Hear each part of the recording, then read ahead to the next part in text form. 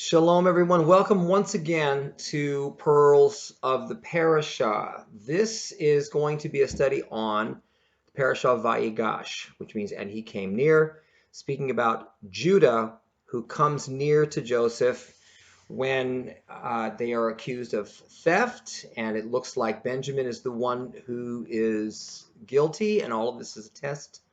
All of this is a test that Joseph has set up to see if his brothers have learned anything over 20 years' time, to see if they will abandon their brother Benjamin and break their father's heart once again. So it's very interesting what Joseph did, how he set this up to test them.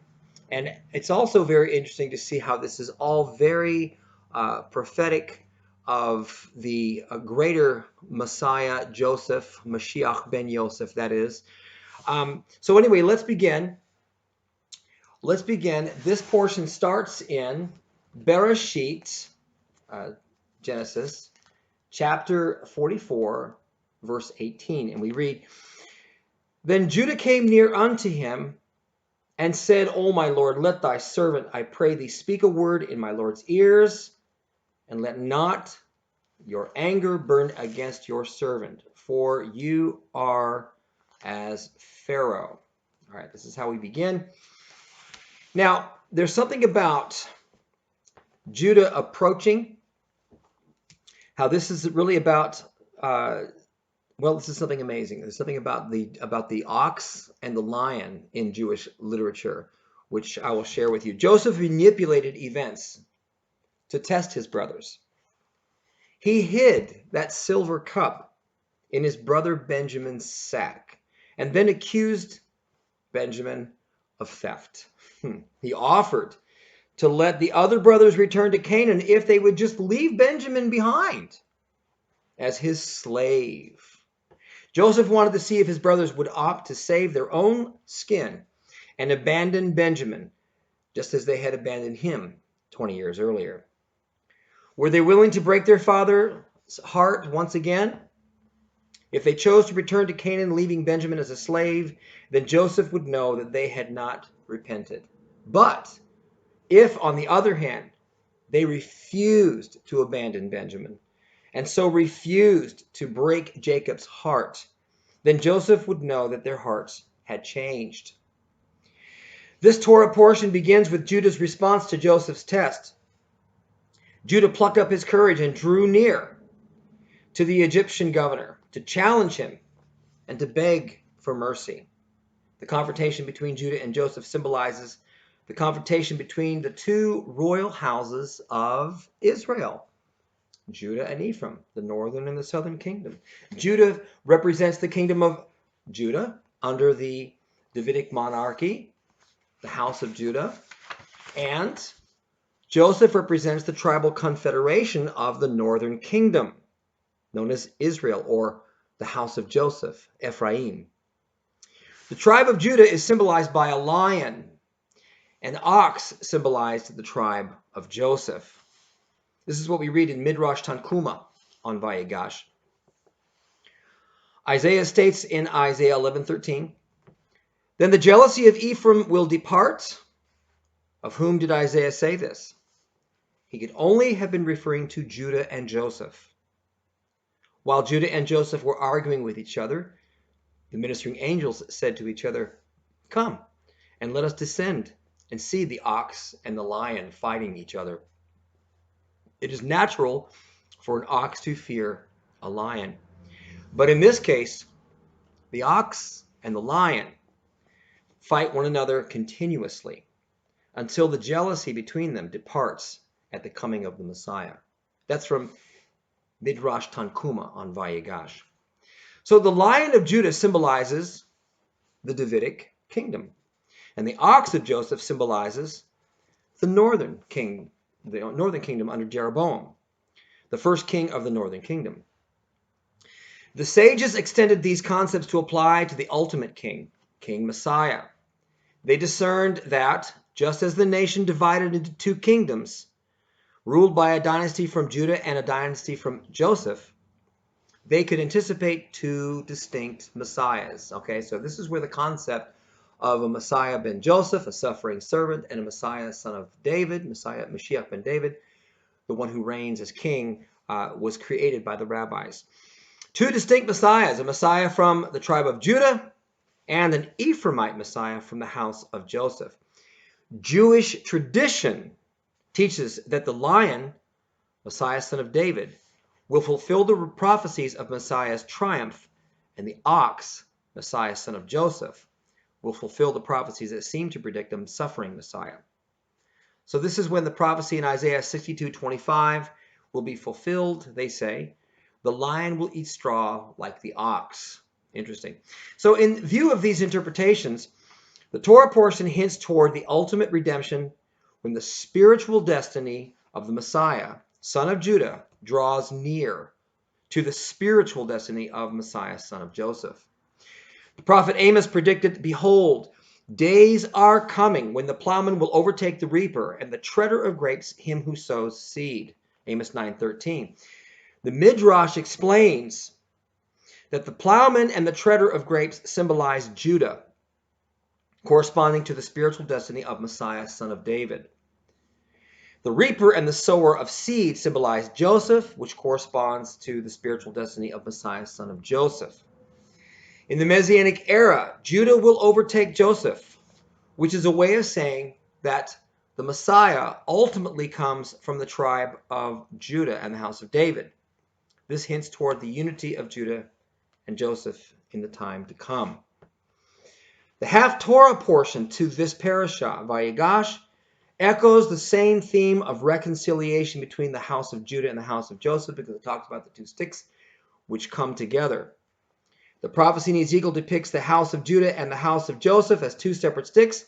The prophet Ezekiel combines the two sticks and they become one stick in his hand. The miraculous sign indicates the reunification of both kingdoms into one kingdom of Israel. But it also hints toward the unification of Mashiach ben David and Mashiach ben Yosef into one single man. In the accompanying prophecy, the Lord says, "My servant David will be king over them, and they will all have one shepherd." While we're considering this final prototype of Messiah in the book of Bereshit, I'd like to give a listing of some of the similarities that we see in the life of Joseph in comparison to Yeshua of Nazareth. And that is this. He was hated by his brothers. Who is more hated by Jews throughout history than Jesus of Nazareth? He was hated by his brothers, but set apart by the Father. Obviously, Jacob had set Joseph apart, and Messiah is also called set apart in Psalm 2. "This day have I begotten you," set apart for the purpose of bringing salvation to the world.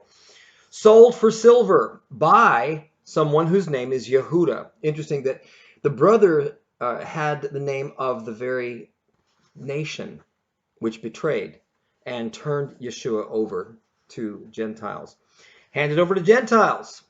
That's the other similarity. Handed over to those Ishmaelites. Handed over and taken away. Cast into a waterless well. Yeshua was put into the grave. And going into the heart of the earth, what is the earth surrounded by? But water, mostly. So, this is a connection to what the mikveh is about. When we symbolically, go into the water and come back out, it symbolizes our dying with Messiah and rising into newness of life. He was, for all intents and purposes, dead to his father. Joseph was dead to Jacob.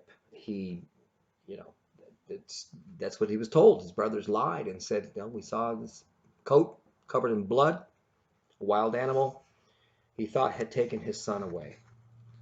But he wasn't dead.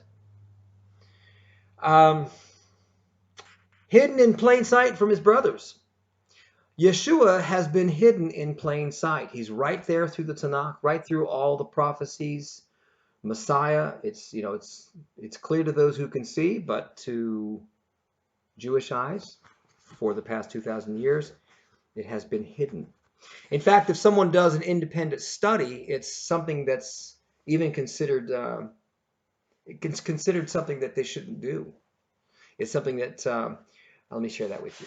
We'll switch gears and go on to that. There are a number of other similarities, but let me stop and take a look at this and share something with you about that. In some rabbinic circles, the entire Tanakh is considered a minefield by the very fact that if someone goes and does their own independent study, they might find out who Yeshua actually is. They consider it dangerous. A revered Israeli rabbi who is now deceased was once in yeshiva with his student. And he saw this student reading the Tanakh quietly, independently. He warned him sternly that if he persisted in this activity without relying on rabbinic interpretation, he would, chaz v'shalom, end up a Christian. This was related to us by the yeshiva student himself, whose Tanakh study did eventually confirm that Yeshua was indeed the Messiah. One of the most closely guarded secrets in the modern rabbinic community is the scope and nature of rabbinic commentary on Messiah. It's something that's hidden, something they don't want to talk about, something that they downplay. They only talk about the prophecies that have to do with one who reigns forever, and they downplay everything that has to do with one who suffers, really denying history and the commentary that shows the dichotomy of Messiah throughout history, that he in fact is one who comes to suffer and then reigns in two advents. Joseph said to his brothers, I am Joseph. Now this is interesting because Ani is most of the time, 97% of the time throughout the Tanakh, when you see Ani or Anochi, the emphatic form of I am, it is divine speech. Here we have one time when Ani is used in the Hebrew, and it's not divine speech, but because of the fact that 97% of the time it is divine speech, it relates to the story of Joseph being prophetically about the one who can only speak I am, as Yeshua himself said before Abraham was born, emphatically, Ena ite in the Aramaic, which is the equivalent to Ahaya Esha Ahaya, I am that I am. The Greek translators used ego ami in both Exodus 3 and also in the Brit Hadasha in John 8:58. For more than 2 decades, Joseph's brothers had lived in a state of anguish and remorse over what they had done. They bore the guilt for their brother's exile and their father's suffering. But now that Joseph says, I am Joseph, I am your brother, everything turned around. Somehow the Egyptian governor's cup had been found in Benjamin's sack. So far as they knew, they must leave Benjamin behind and break their father's heart a second time. They felt humiliated in the eyes of all of the Egyptians because they were now accused of theft and of being spies. They were helpless under the irrational whim of this governor of Egypt, Joseph. And meanwhile, back at the ranch, back home in Canaan, their family was starving. So they were in quite a quagmire. It felt to the brothers as if their whole world was crashing all around them. It must have seemed that God had utterly turned his back on them. The Jewish people have suffered in a similar manner in the centuries since the Messiah walked on the earth, beginning with the Romans who came and destroyed Jerusalem and scattered them. The Jewish people have suffered exile and humiliation under one Gentile ruler after another. All the while, Israel has mourned for her lost son, not realizing that Yeshua is still alive. Joseph's revelation to his brothers foreshadows the messianic redemption to come. When the Egyptian ruler declared, Ani Yosef, I am Yosef, everything changed. The veil lifted from their eyes and all the puzzle pieces fit together. Everything became clear. as God's master plan began to fall into place before their eyes. In Chofetz Chaim, we read this. When Joseph said, "I am Joseph," God's master plan became clear to the brothers. They had no more questions. Everything that had happened for the last 22 years fell into perspective. So too will it be in the time to come when God will reveal himself and announce, "I am the Lord." The veil will be lifted from our eyes, and we will comprehend everything that transpired throughout history. In a flash of lightning, God's plan took shape before their eyes, and 22 years of trauma became the framework upon which nationhood, growth, and redemption were being built. There was no stolen cup, no lost brother, no crumbled destiny. There was unity. There was recognition that Joseph had been right all along, and there was still time for them to accept him in the role in which God had cast him. Now, in a similar way, when our Messiah comes and reveals himself to us, God's master plan will become suddenly manifest before everyone's eyes. Israel will recognize the centuries of trauma and persecution as the foundations of her redemption.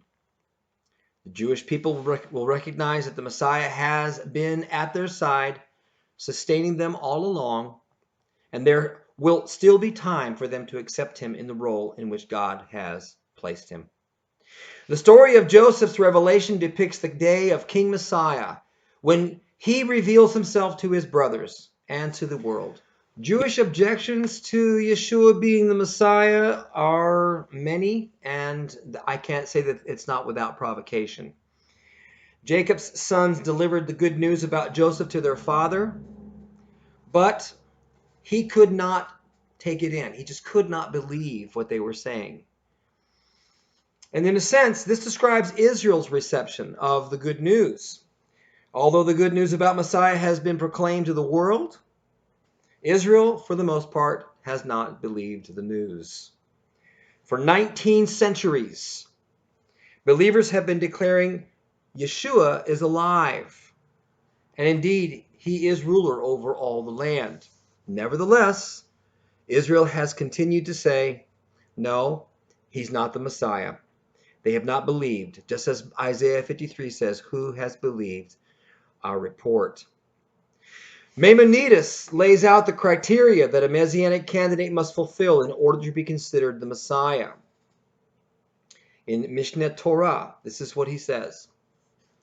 If a king will arise from the house of David who delves deeply into the study of the Torah and, like David his forefather, observes its commandments as prescribed by the written Torah and the oral Torah, and if he will prevail upon Israel to walk in the ways of Torah and repair its breaches, and if he fights the wars of the Lord, we may confidently consider him to be the Messiah.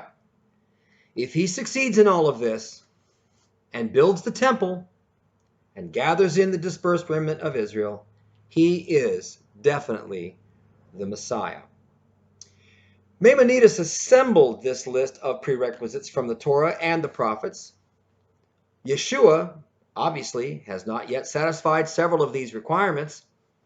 A critic can fairly say, you see, Yeshua might be the Messiah, but until he fulfills the criteria for Messiah, we will not know that he's the Messiah. Jacob expressed the critical perspective. He did not believe what his sons were telling him because he had not seen the evidence. A believer says, I believe he is the Messiah because God raised him from the dead, and I believe that when he returns, he will fulfill the Messianic mission. And that's the reason why we're called believers, because we are convinced that Yeshua is who he is, that he is the Messiah, even though we have not yet seen all the evidence. The testimony we have received about him and his resurrection from the dead compels us to believe that he will finish what he started, even though we have not yet seen him fight the wars of the Lord, or rebuild the temple, or gather in the exiles of Israel. We are convinced, nonetheless, we already believe. Jacob did not initially believe the good news about Joseph. The rabbis say that when Joseph vanished from Jacob's household, Jacob lost the spirit of prophecy. His ensuing prophetic blindness prevented him from seeing that Joseph was still alive and in Egypt. He mourned because one of the 12 tribes was not going to be. At the moment that Jacob realized that his son was still alive, his spirit revived. And this is prophetic as well. His name, Jacob, was changed in the same verse. Israel was revived when he believed. When Israel recognizes that Mashiach ben Yosef is still alive, that Yeshua, the Messiah, is in fact the Messiah, Israel will be revived. This refers to the exile and the redemption. That his spirit was revived is prophetically speaking about the redemption of Israel. The ingathering of the exiles will unite all the tribes into one nation, and then everything will be revealed. The spirit of Jacob will be revived. On first hearing the good news, Jacob expressed skepticism. Two things changed Jacob's mind. Joseph's words, and then he saw the wagons. He saw the evidence. He saw the evidence. The words that Joseph spoke can be likened to the good news of Yeshua. Many Jewish people assume that they know the words of Yeshua, but they have only heard his teachings through hearsay. They have heard that Yeshua taught against Judaism, that Yeshua had abolished the Torah. They have heard a few quotations here and there, but they have never actually read his words for themselves and considered them on their own. Occasionally, a Jewish person will decide, for whatever reason, to open up a New Testament and read the Gospels. If the person is well grounded in the Torah, what they're going to discover is that Yeshua is speaking in line with it. Over the years, many learned and observant Jews have become believers simply on the basis of chancing upon a New Testament and reading it for themselves. Jacob finally believed when he saw the wagons that Joseph had sent to carry him. The wagons that Joseph sent can be understood as the tokens of the final redemption. The wagons proved Joseph's existence and position and his power. And in the same way, when the Messiah comes, he will dispatch his angels to gather his elect from the four corners of the earth. He will carry them from captivity. The ingathering of Israel will be the final proof that Yeshua is indeed the Messiah. As Maimonides said, if he gathers the exiled of Israel, then he is certainly the Messiah. And when the Torah spoke of Jacob's disbelief, it referred to him as Jacob. And after Jacob believed, it referred to him as Israel. The name Israel represents the true spiritual potential of Jacob, but that full potential can only be realized through faith in the Messiah. We are all born with great spiritual potential. Every single one of us is born with our own unique potentials. We are more than just complex biological creatures. God has invested us with an immortal soul, a portion of his very breath that's in us. We have the potential to rise above our mortality and attain the lofty heights of heaven. We have the potential to be called by a new name, just as Jacob was called by a new name, given to us by Hashem himself. But in order to realize this potential, we must place our faith in the living Son of God. Jacob said, "It is enough. My son Joseph is still alive." And for us, as believers in Yeshua, it is enough for us to know that Yeshua lives. Though we have yet to see Messiah return, disclose his identity to Israel, gather in the exiles, rebuild the temple, and establish the throne of David in Jerusalem, we may still confidently place our faith in him right now. We believe in him now, the evidence of his resurrection, and the witness of his Spirit is sufficient for us. One final note I want to bring out before I close the study on this Vayigash is that throughout history, Yeshua's name was changed to Yeshu. The ayin was thrown off, and it became just a Yud Shin Vav, an acronym for may his name be blotted out. All during history, all during the time of this last 2,000 years that Mashiach ben Yosef has been rejected, the name of Yeshu has been this acronym of may Yeshua's name be blotted out. All right. Well, it's interesting that that equals 316, and that the phrase Joseph, my son, is yet alive also equals 316. The gematria is identical.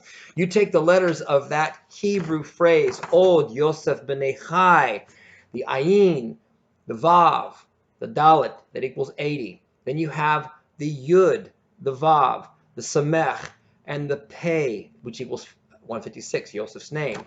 And then the Beit, the Nun, and the Yud is 62 for B'nai. And then you have Chai, which is 18.